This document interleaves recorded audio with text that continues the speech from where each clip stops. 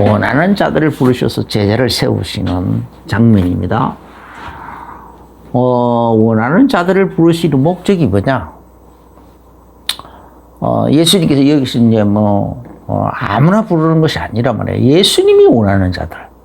그죠? 그렇게,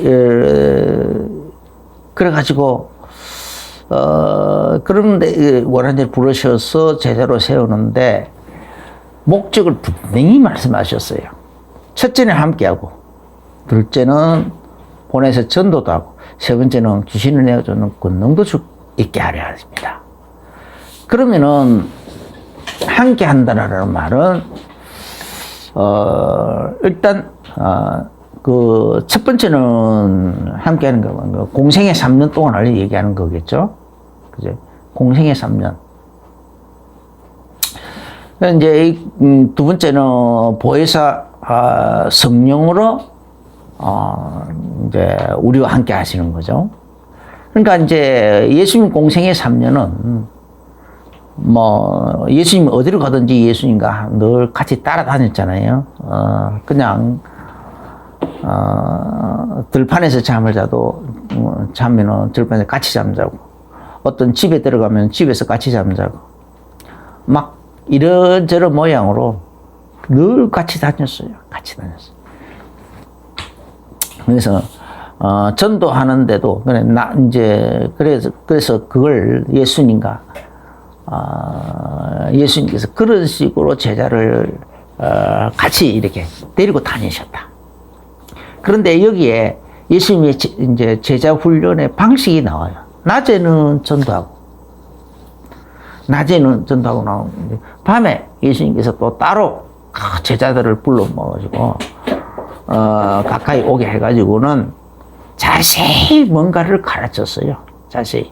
낮에 한 그 내용들, 또 예수님이 가르치는 내용들, 선포한 내용들, 이런 거 이해 안 되는 부분을 이해도 시키고, 그 다음에 또, 그래서 이제 밤에는 이제 그렇게 자세히 뭔가 또 이 성경을 가지고 그리스도에 관한 것을 자세히 설명을 하는데, 그걸 보고 팀 사역이라고 그래요. 팀 사역.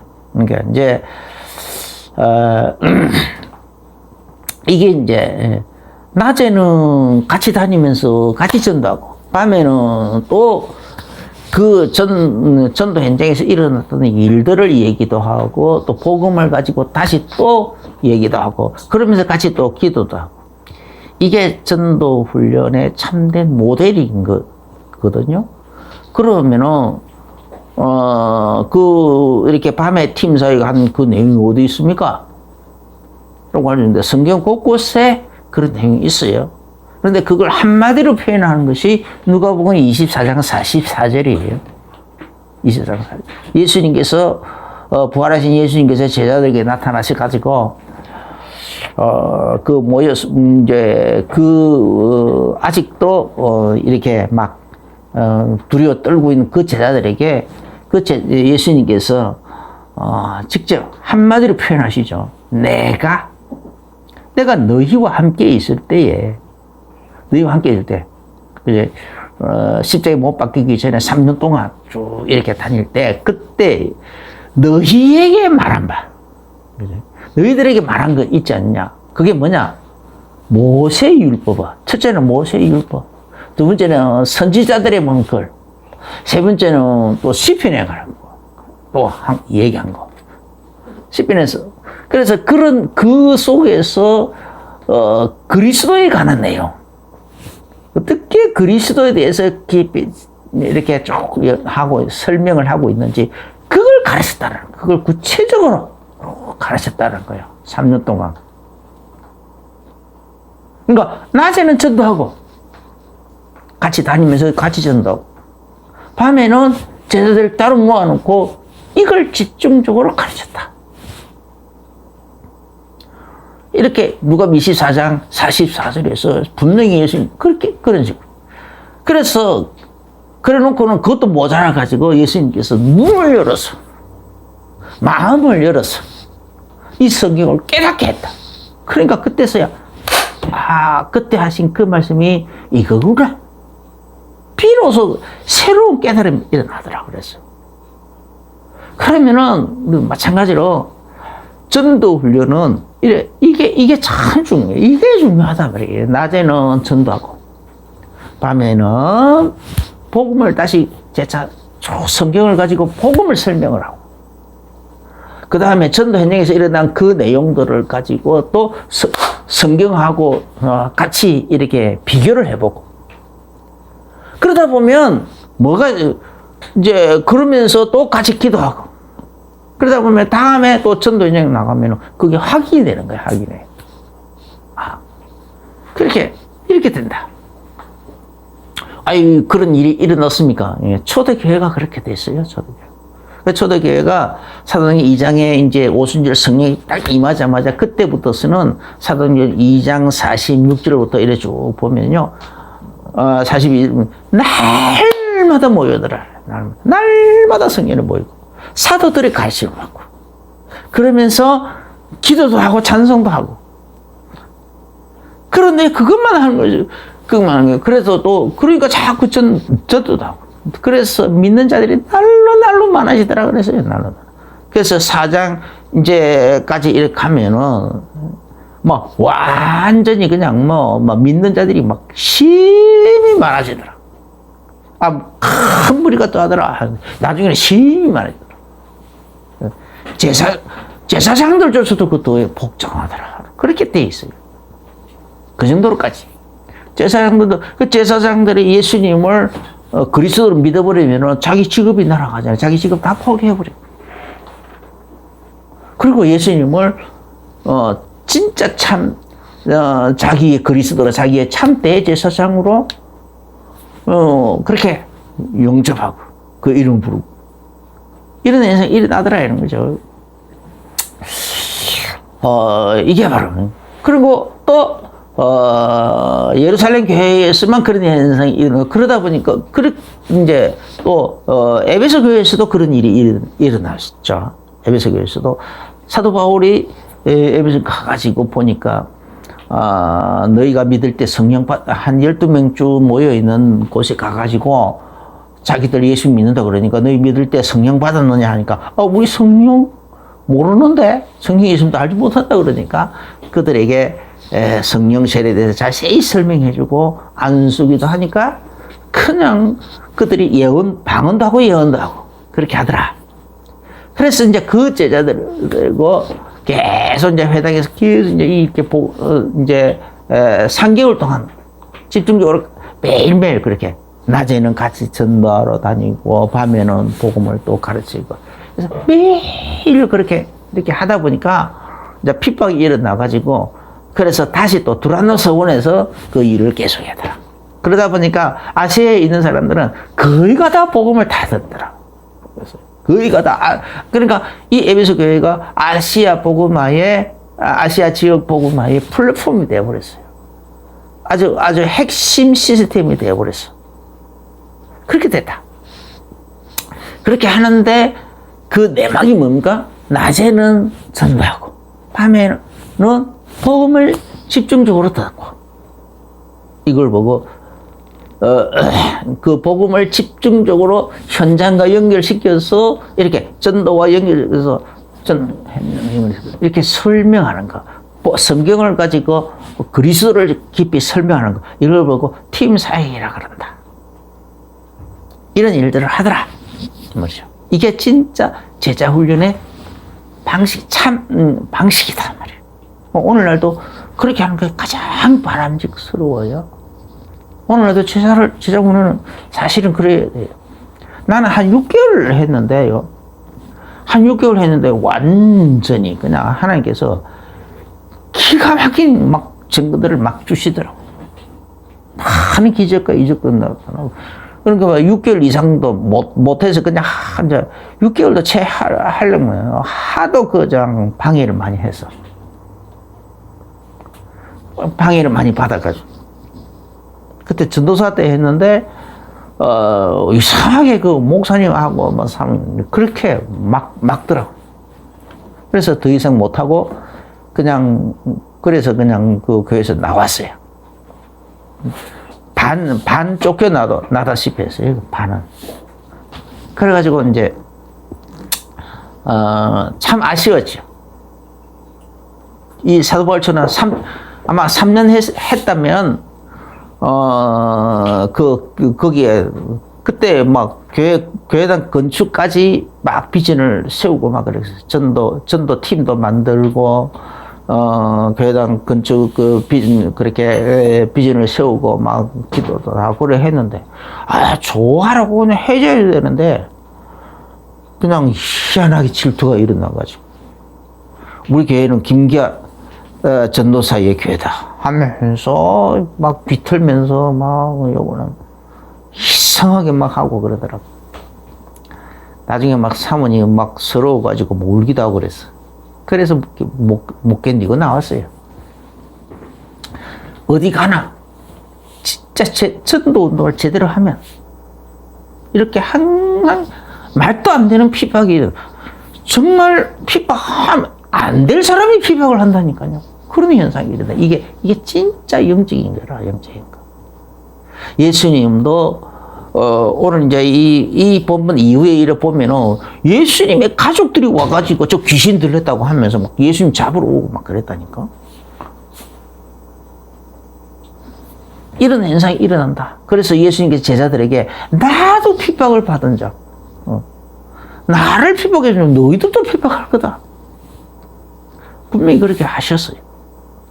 이게, 그래서 예수님께서, 이런 식으로 우리가 함께 했다.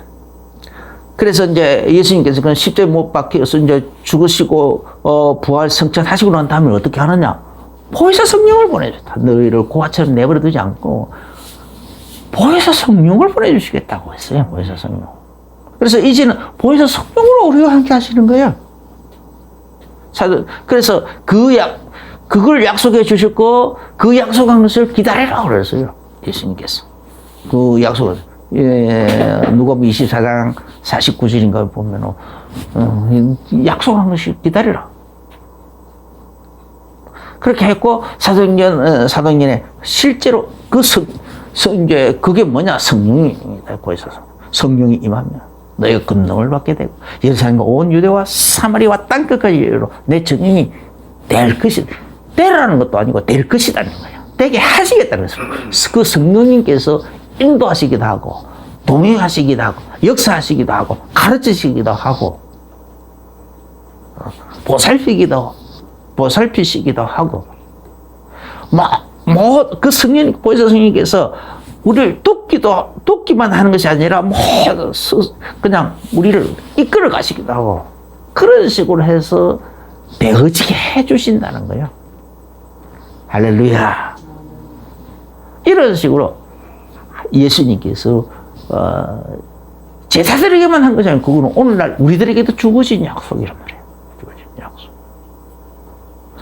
예수님 우리를 부르시는 목적은 이런 식으로 자기와 함께 있게 하시려고. 함께 있게 하시려고. 할렐루야. 여기에 딱 답이 나오게 되겠어요. 예수님으로 축원합니다. 이제 두 번째, 그러면 함께 하면서 계속 함께만 있기를 원하느냐? 그게 아니라 말이야. 전도도, 보내사, 전도도 하며, 전도. 그래서 실제로,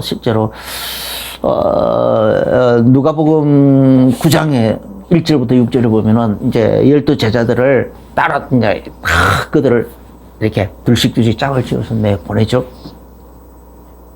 그냥 내보내는 것이 아니라 이렇게 귀신 내주는 권세까지 주어가면서 그러면서 그냥 내가 거저 받아서 거저 주어라 하면서 그러면서 막 내보냈어요.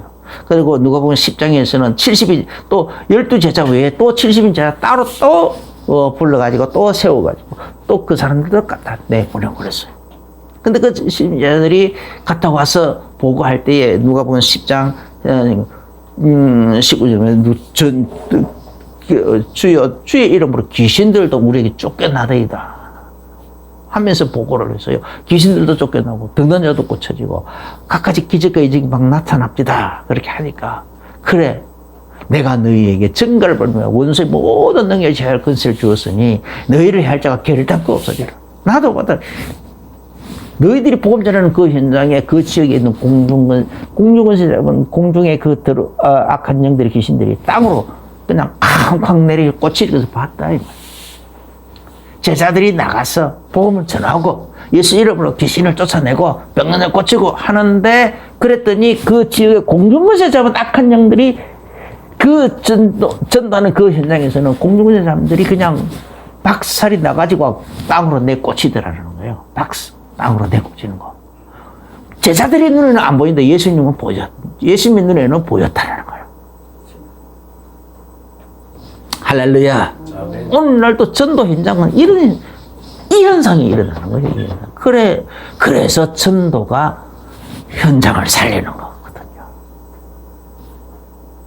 전도만 이렇게 복음이 제대로 현장에서 선포되고 예수 이름으로 예수 이름이 선포되어지고 그 예수 이름을 같이 기도하고 또 복음을 자세히 설명이 되어지고 그 하는 현장은요. 이 공중권세 잡은 자들이 악한 영들이 결박이 되고 쫓겨나오고 그렇게 되기 때문에 영적으로 청정 지역이 되는 겁니다. 그래서 그 지역에 있는 사람들이 살아나는 거예요. 그래서 이 다락방은 뭐냐, 각 중요한 요소마다 지역마다 이런 말씀 운동, 말씀과 기도 운동하는 말씀도 복음의 말씀도 계속 지속적으로 선포되고 기도도 계속 하고 하는 이런 현장을 많이 만들자는 거예요. 요소에. 제일 바람직한 방법은 매일 하면 제일 좋은데 낮에는 전도하고 밤에는 매일 모여서 같이 기도하고 말씀 나누고 그런 팀들이 요소에 생겨나는 것을 그걸 목표로 하는 거예요. 근데 현실적으로 어려우니까 일주일에 한 번씩이라도 하자는 건데 그런 식으로 그러면은 내가 전체는 못 모이지만은 나만큼이라도 나 혼자라도 내가 매일 그럼 기도하겠습니다 라고 하는 사람이 그런 사람이 나오는데 그 사람들을 보고 우리는 충성된 자라 그래요. 루디아 같은 사람 충성된 자라 그래요. 야손 같은 사람 나도 그 말씀을 내가 전하겠습니다 하는 그 사명자라 그래요. 그러니까 이런 사람들이 요소에 나온다면은 막 진짜 복음화가 지역 복음화가 되어지는 거죠. 그 지역의 흑암 세력은 완전히 결박이 되는 겁니다.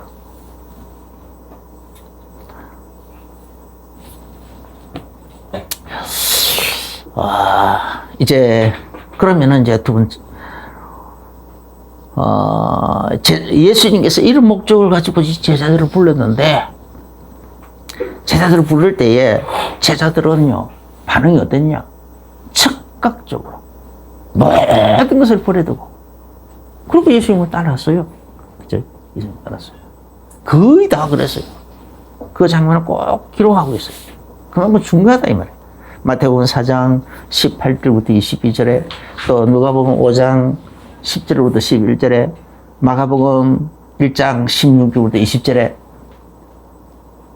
막 제자들을 여기는 이제 갈릴리에서 이제 그 제자들 부르짖는 현장이고 또 레위라든지 뭐 이렇게 막 중간에 있는 사람들을 또 부를 때도 그 사람들도 거의 다 그냥 즉각 버려두고 예수님 바로 따라들어요. 그래서 예수님께서 이들을 원하셨기 때문에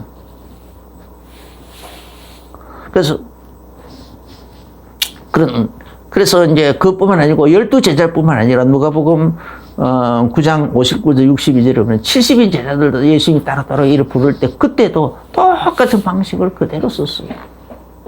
그런데 어떤 사람들은요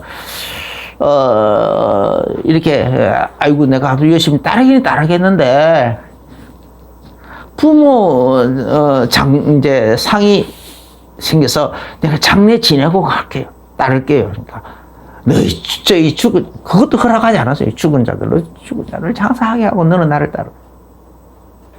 또 뭐 이것저것 막 얘기하니까 쟁기를 뜯고 뒤를 돌아버려서 내가 합당치 않다. 이런 식으로 하면서 이렇게 머뭇거리는 것도 뒤돌아보는 것도 허락하지 않았다니까요. 즉각 모든 거 버려두고 따르기를 예수님은 원하시니 오늘날도 똑같아요. 예수님은 우리를 그런 식으로 부르시고 있다. 그 다음에 근데 또 희한한 거는요. 누가복음 9장 57절부터 58절 또 마태복음 8장 19절부터 20절 여기에 보면은요.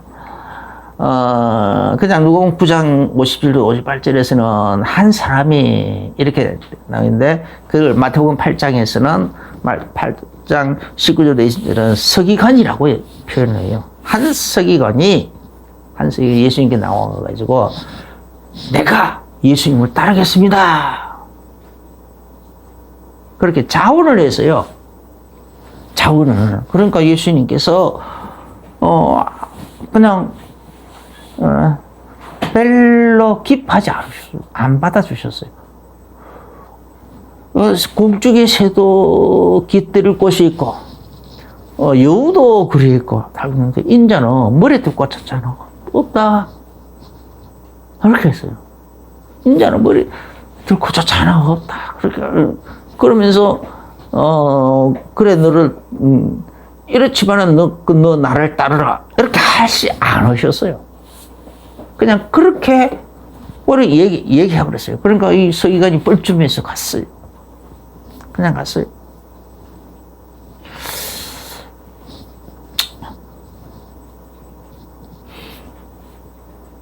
또 그러니까 이게 이제 예수님은 자원한다고 그러거든요. 원하는 자들을 이런 식으로 부르셨다. 여기에 이게 이걸 볼 때에 확실하게 원하는 자들만 불렀다라는 것을 알 수 있게 되죠. 그 다음에 또 이제 한 부자 청년이 예수님께 이제 나와가지고 좀 마가복음 10장 21절 21절 또 누가복음 18장 22절 23절 마태복음 19장 21절 여기 보면 한 부자 청년이 예수님께 나와가지고 영생에 관심이 많아가 예수님께 어떻게 해야 내가 영생을 얻을 수 있으리까 하면서 이것저것 막 그래서 막 계명을 얘기도 하고 계명 다 지켰다 막 이렇게 이야기하고 하니까 예수님께서 그를 사랑하여 가라사대. 사랑하여 가라사대. 네가 재물이 너무 많다. 네 재물이 너무 많다. 그 재물을 팔아서 가난한 자들이 나눠주고 그리고 와서 나를 따르라. 그러면 하늘에서도 상복할 것이고 또 네가 그렇게 사모하고 궁금해하고 원하는 영생도 덤으로 주어질 것이다. 그 부자 청년을 그렇게 예수님께서 그렇게 말씀하셨다니까. 그러니까 그런데 그 부자 청년은 어떻게 했냐? 재물이 많은 거로. 성경에 그렇게 재물이 많은 거고 근심함이 가니라. 재물이 너무 많기 때문에 그 재물을 참 가난한 자들에게 나누어 줄 수가 없어. 그걸 못 버려. 예수는 못 따를 수가 근심만 하고 가더라.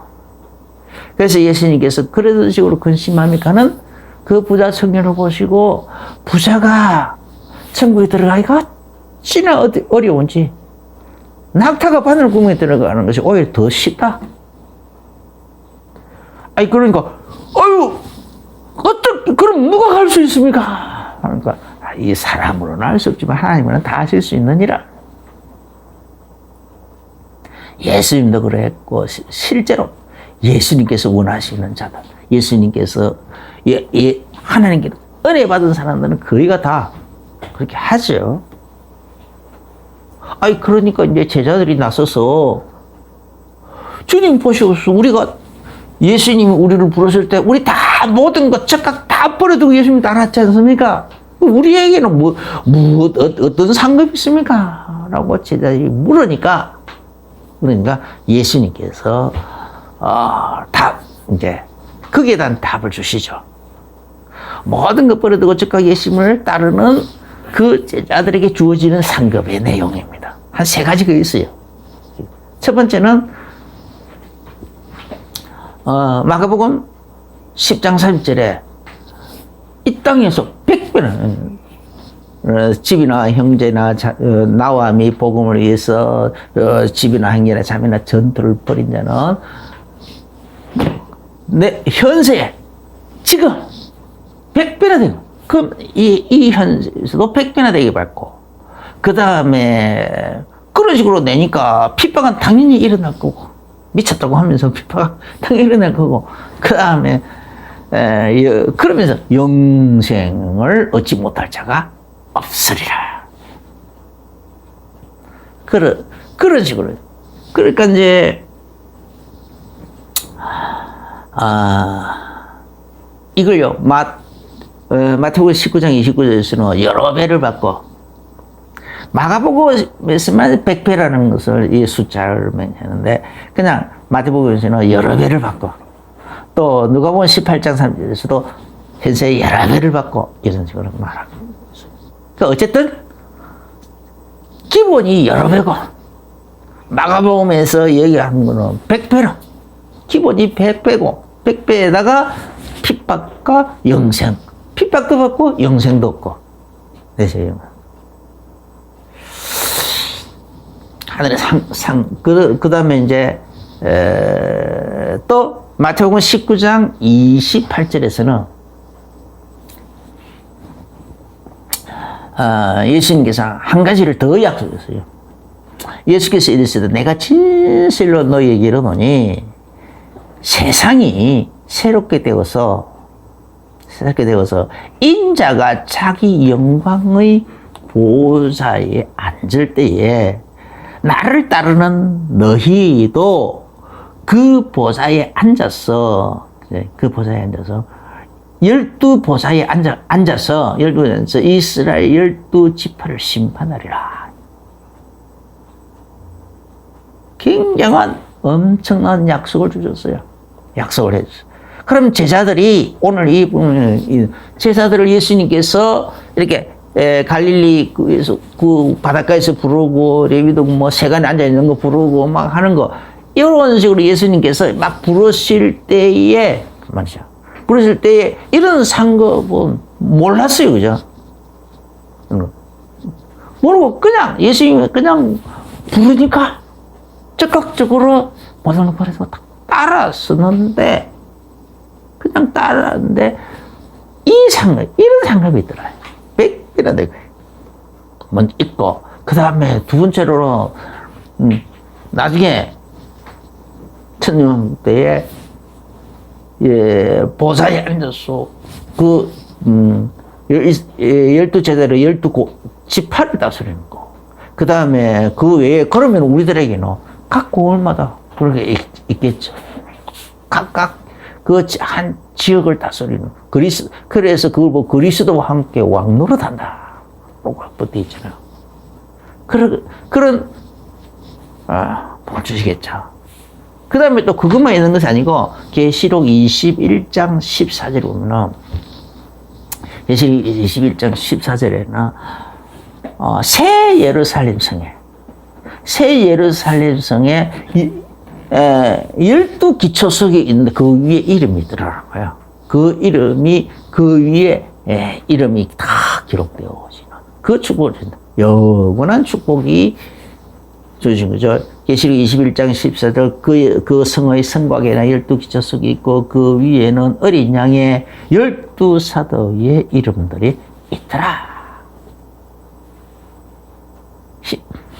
그래서 예수님께서 오늘 제자들을 그러니까 제자들은 그 부름 받아가지고 그 부름에 응해가지고 나올 때는 이런 상급을 미처 생각 못 했단 말이에요. 뭐, 그렇게 100배는 받고, 핍박도 받고, 뭐, 이렇게 영생 받고. 그 다음에 또 뭐, 그렇게 천왕국에 12보좌에 앉아서 12지파를 또 심판하는 거. 그 다음에 또 천국에서 천국 새 예루살렘 성에 12기초석에 그 이름이 기록돼요. 그 이름이 기록되는 거. 아니 이런 영원한 축복, 어마어마한 이 엄청난 그 축복들을 몰랐어요. 그런데 예수님께서, 그런데, 이런 축복을 이제 제자들이 묻다가 어떤 상황이 들어닥쳐서 이제 물으니까 이렇게 설명을 해줬다. 오늘날도 우리들에게도 이런 약속들이 그대로 똑같이 보장되어 있는 겁니다. 이 약속의 주인공, 약속, 그리고 축복의 주인공들이 다 대신 예수 이름으로 축원합니다.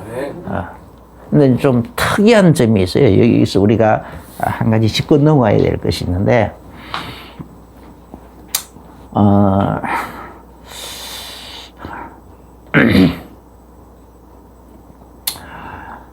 이제 계시록 21장 12절을 보면 크고 높은 성곽이 있고 12문인데 문에는 12천사가 있고 그 문들 위에 이름을 썼으니 이스라엘 12자손 12지파의 이름이더라 했어요. 그러면은 창세기 29장 31절부터 30장 24절까지 보면은 이제 이 야곱의 복잡한 가정사가 나와요. 복잡한 가정사가 나오는데, 그래서 그 아내가 벌써 4명이나 되잖아요.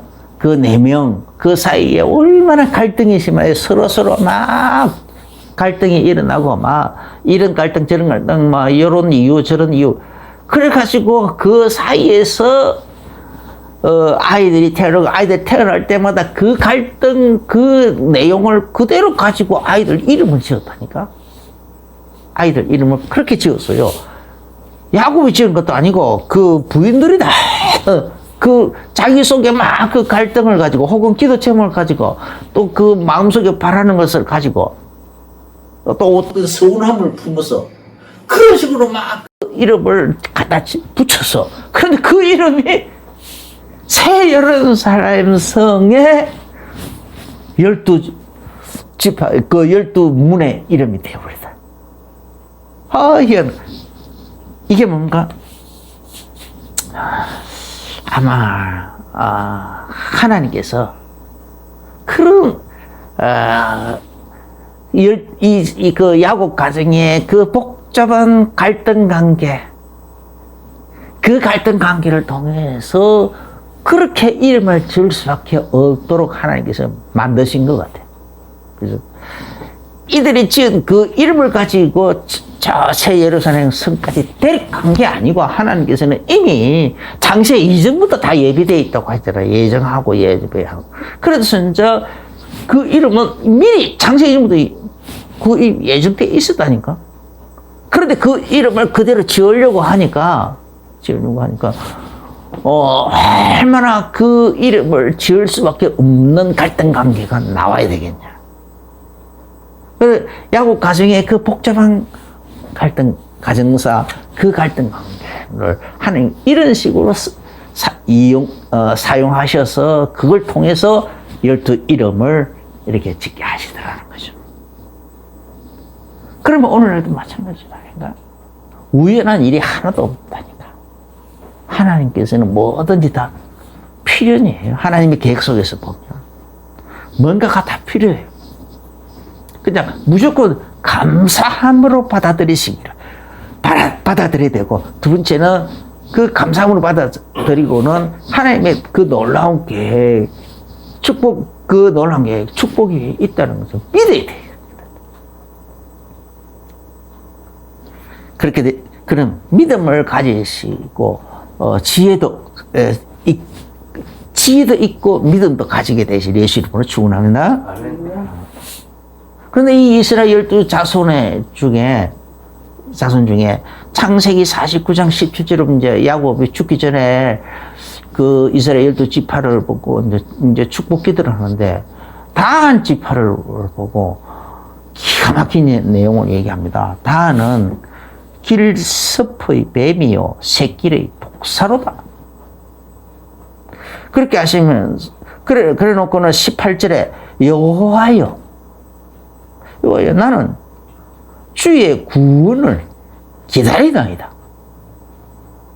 지금 야곱이 다한 지파를 향하여 뱀이라는 거요, 독사라는 거야. 그래서 안타까워서 여호와여 나는 주의 구원을 기다리나이다. 그런 안타까워하면서 그렇게 얘기했어요. 그래서 나중에 보면은 아마 마지막 때 단 지파가 없어지고 누구예요? 요셉의 아들 에브라임, 두 아들을 에브라임과 므낫세를 지파로 집어넣었어요.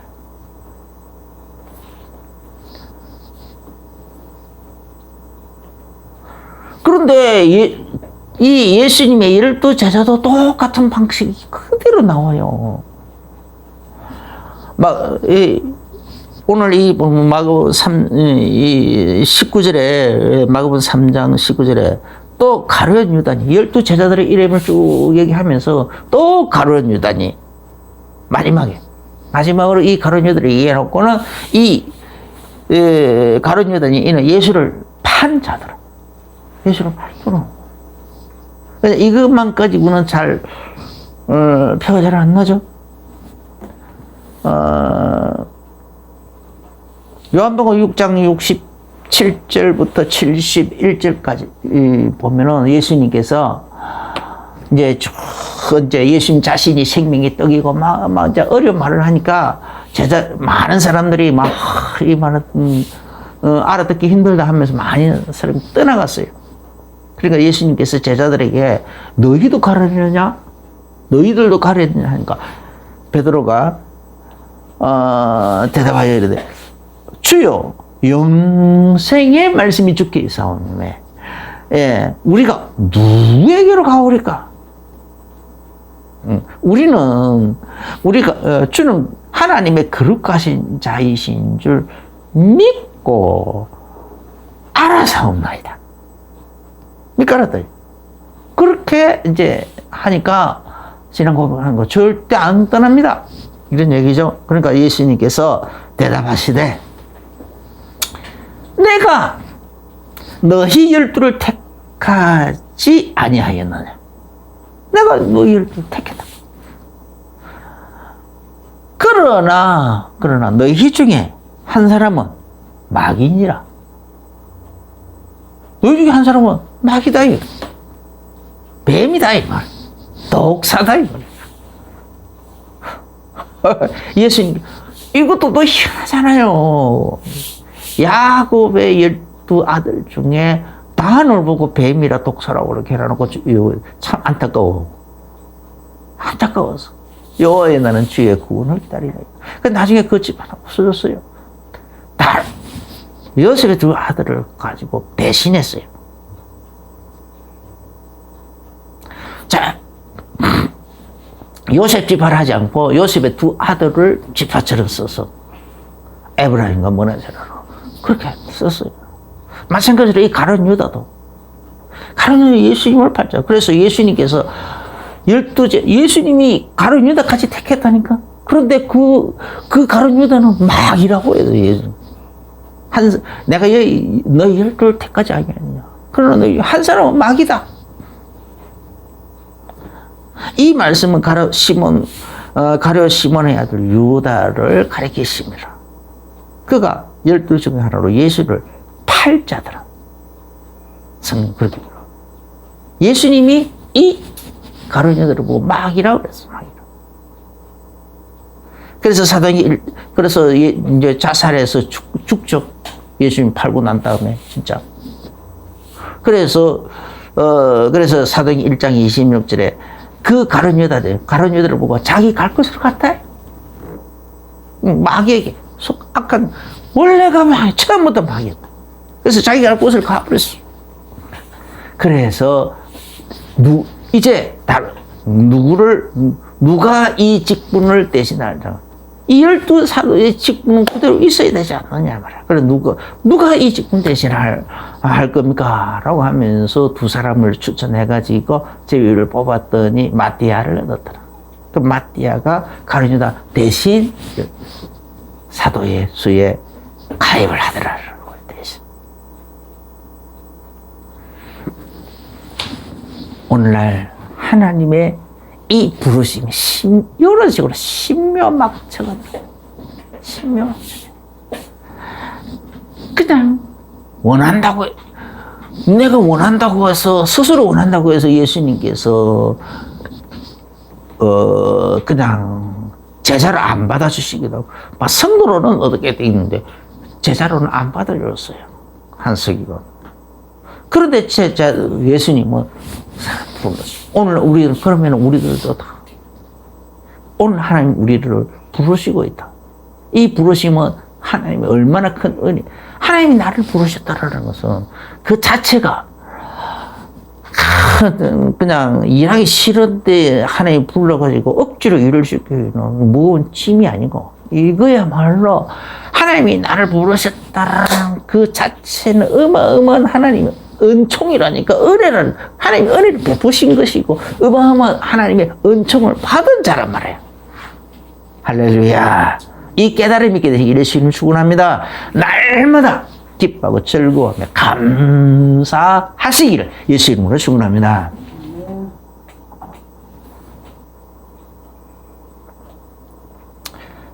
그래서 우리가 하나님을 먼저 택한 게 아니고 하나님이 우리를 먼저 택하고 우리가 하나님께 먼저 나온 것이 아니고 하나님 우리를 먼저 부르셨다. 그래, 부르시기만 하는 것이 아니고 지금도 인도하고 계신다. 성을 인도하고 계시고 또 가르치고 계시고 또 보살피고 계시고 또 능력으로 강력으로 역사하고 계시고 그것도 모자라서 너 하나님 보좌 우편에 앉아서 우리를 위하여 밤낮 중보 기도를 하고 계신다. 왜 중보 기도가 필요하냐? 계시록 12장 10절에 보면은요, 하나님 앞에서 밤낮 참소하는 자가 있다고 했어요. 밤낮 참소하는 자. 이게 바로 옛뱀, 마귀라고도 하고 사단이라고도 하고 용이라고도 하고 하는 자, 존재라는 거예요. 그런 존재가 있다라는 거예요. 그런 존재가 하나님 보자, 날마다 우리를 참소하고 있기 때문에. 그것도 한두 번 하는 것이 아니고 밤낮 참소하고 있기 때문에. 그래서 하나님 보좌 우편에서 예수님이 우리를 위하여 중보 기도를 하실 수밖에 없는 거예요. 하실 수밖에 없어. 그래서 예, 오죽하면 그 변호사로까지 표현하고 있어요. 그래서 로마서 8장 34절에 그는 하나님 우편에 계시니 우리를 위해 죽으시고 부활하실 뿐 아니라 우리 하나님 우편에 하나님 보좌 우편에 계시면서 우리를 위하여 간구하시는 분이시다. 간구하시다. 이렇게까지 하나님 우리를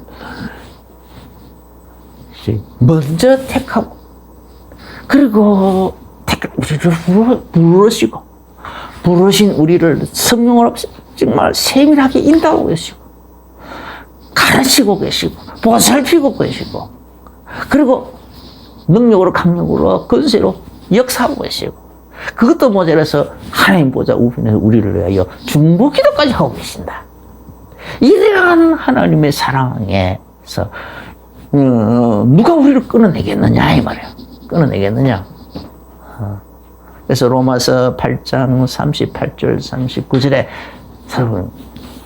내가 확신하노니 사망이나 생명이나 천사들이나 권세자들이나 현재이나 장래이나 능력이나 기쁨이나 높음이나 깊음이나 다른 어떤 피조물이라도 우리 주 예수 그리스도 안에 있는 그 하나님의 사랑, 그 사랑에서 절대 끊어낼 수 없다는 거예요.